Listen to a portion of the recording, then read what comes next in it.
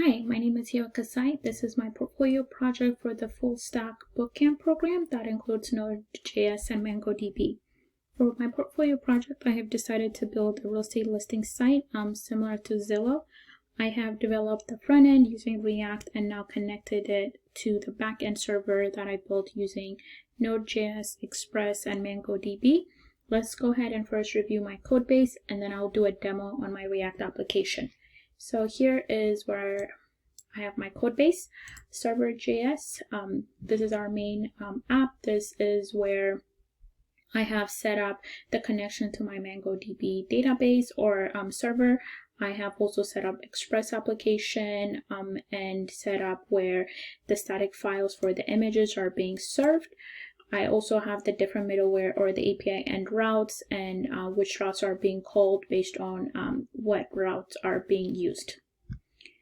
Because it is a listing site and users are expected to upload images when they add a new listing, I have taken advantage of Multer to manage file upload. I have identified which types of files I'll accept using the meme type and where I expect to store the images. For now, images are stored under public images on the local storage.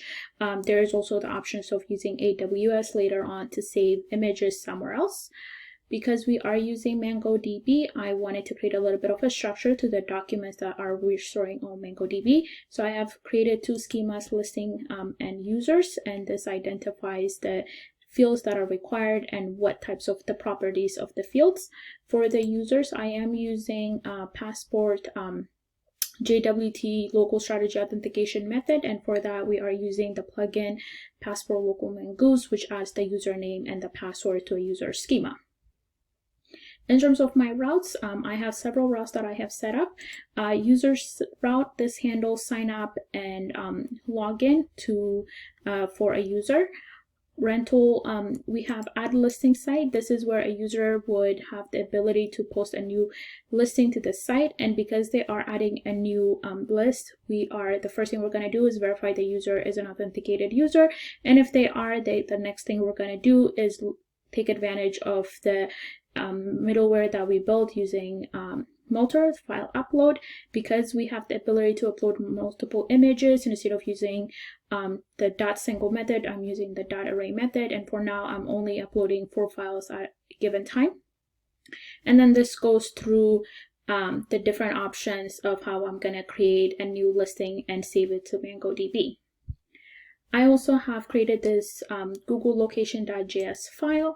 I wanted to have the user the ability to see a listing on a Google map, and in order to do that, Google Maps require coordinates, and instead of asking the user to provide the coordinates of their listing address, I have taken advantage of Google's geocoding API endpoints to be able to take in the address and provide coordinates, and these coordinate information will be added to the listing schema.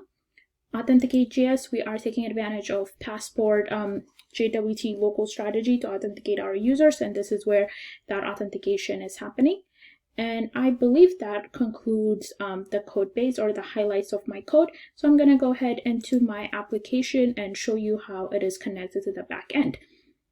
The first thing you're going to see when you come into my React application, I have my home page. I have different components or different pages, components that gets rendered based on the different navbars. So I will go ahead and log in. I have created a user before this. So you will see when I log in, the login and create account navbars are not, or nav links are not available anymore. Actually, what you see is sign out. This indicates to the user that they have been properly logged in and authenticated.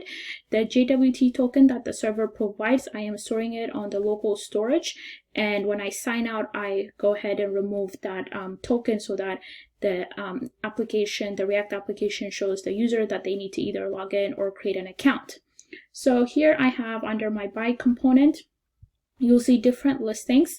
For now, I have this view button. When you click into it, it redirects you to a new component, and you can see in the URL, I am going into my buy API, and I am gonna show a specific place information data. For that, I am using the user ID, the place ID as a dynamic URL parameter, and based on whatever that URL dynamic params are, I am able to pull in the information here. So you can see the user has the ability, and this is why I wanted to take advantage of Google's geocoding API, because it gives the user the ability to interact with Google Maps directly from our React application.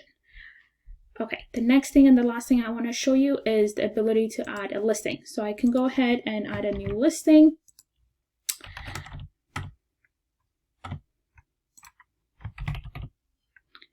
I'll choose images.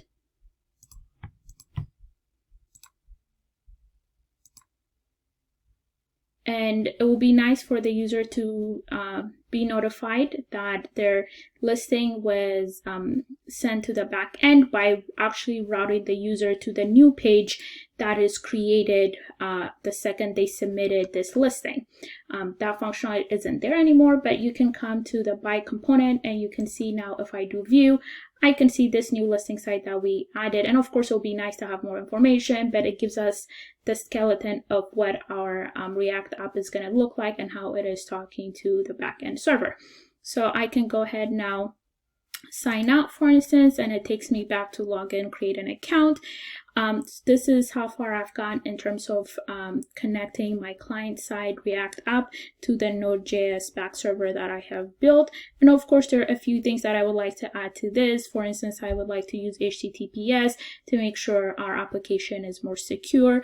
I want to be able to validate the user's input, mostly when it comes to adding a new listing, and also have the ability for the users, you can see if you go back to buy, have there's this heart icon that lets the users save their favorites. I would like to go ahead and add an API backend where the users are able to, once they're logged in, to mark a site or a listing their favorite, and they can come under their saved component list and see what they have saved.